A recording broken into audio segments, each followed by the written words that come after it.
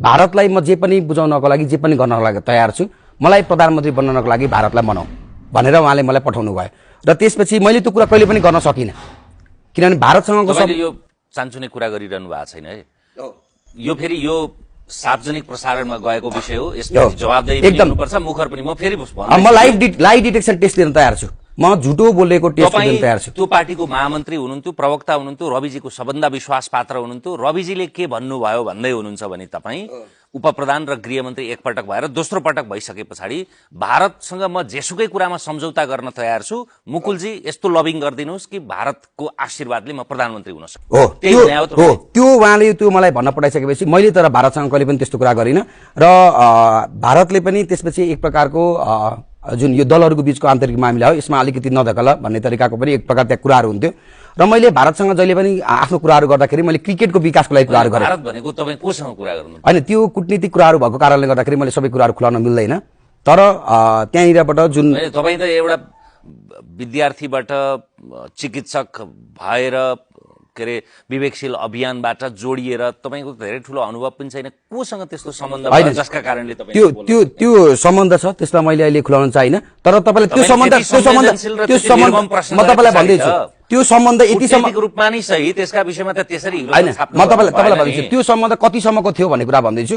त्यो सम्बन्ध कतिसम्म थियो भन्दाखेरि क्रिकेट विकासको लागि मैले त्यही सम्बन्ध परिचालन गरेर आजको दिनमा जुन क्रिकेट वर्ल्ड कप पछि जुन खेलाडीहरू गए, त्यसपछि इन्डियाले जुन क्रिकेट किटहरू पनि दियो होइन, भारतले जुन क्रिकेट किटहरू दियो, यो सबै कुराहरू त्यसपछि के छ भन्दाखेरि चाहिँ त्यो मैले स्थापित गरेको जुन एउटा माहौल सबै सृजना गर्नको लागि भारतले पछिल्लो पटक क्रिकेटमा गरेको कतिसम्म भन्दाखेरि परराष्ट्र मन्त्री जुन आउनुभयो क्रिकेट खेलाडीलाई भेटाउने गरी त्यो मैले गरेको। तर उहाँले पटक पटक आफूलाई भेटाउनको लागि पहल गरिदिनको लागि अनुरोध गर्नुभयो, तर मैले त्यतातिर गर्ने मैले सामान्य रूपमा पहल त गर्दै नगरेको होइन।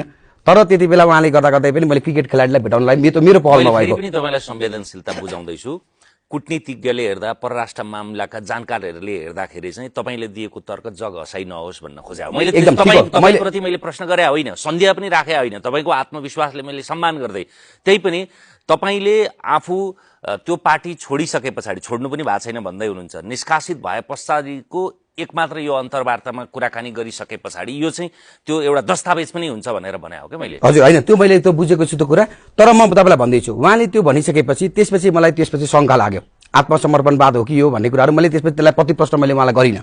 त्यो प्रतिप्रश्न नगरिसकेपछि के भयो भन्दाखेरि एकचोटि हामी उहाँ गृहमन्त्री भइसकेपछि एउटा होटलमा पत्रिकामा पनि आएको छ, हामीले भारतीय राजदूतावासलाई भेट्यौँ, राजदूतलाई भेट्यौँ, भारतीय राजदूतावास। म रविजी, शिशिर खनाल र सोनी वाग्ले हुनुहुन्थ्यो र त्यतापट्टिबाट आफ्नो एउटा टिम पनि थियो र त्यो टिमबाट भेटिसकेपछि उहाँ जानुभयो। उहाँ गइसकेपछि तलको जुन त्यो लिफ्टबाट तल उर्लिसकेपछि त्यति बेला सोनी वाग्ले मलाई के भन्नुभयो भन्दाखेरि चाहिँ भारतलाई नेपाल देशलाई चाहिँ भारतको राज्य बनाइदिनको लागि या भुटान स्टेट बनाइदिनको लागि एग्रिमेन्ट गरिदिने र त्यो गरिसकेपछि यिनीहरूले मान्छन् भनेर भनिसकेपछि मलाई त्यति बेला झनक्क रिस उठ्यो।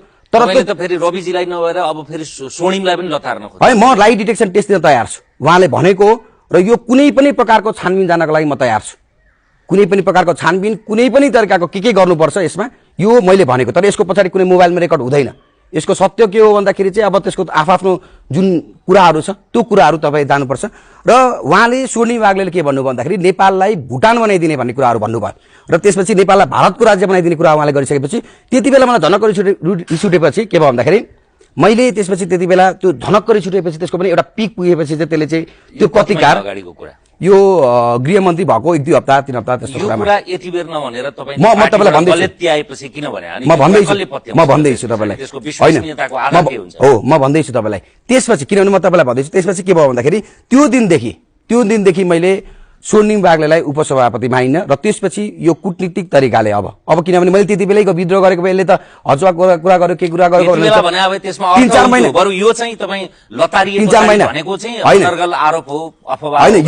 यो कुरा म तपाईँलाई भन्दैछु, अहिलेको हिसाबले म कुनै पनि प्रकारको लाइभ डिटेक्सन टेस्ट गरेर सबै कुरा जान्छु र त्यति बेलाको एउटा व्यक्तिको हिसाबले पनि मैले त्यो कुरा त्यति बेलै बाहिर निकाल्ने या पछि गर्ने के गर्ने भन्ने कुराको एउटा अन्यलमा म रहेको।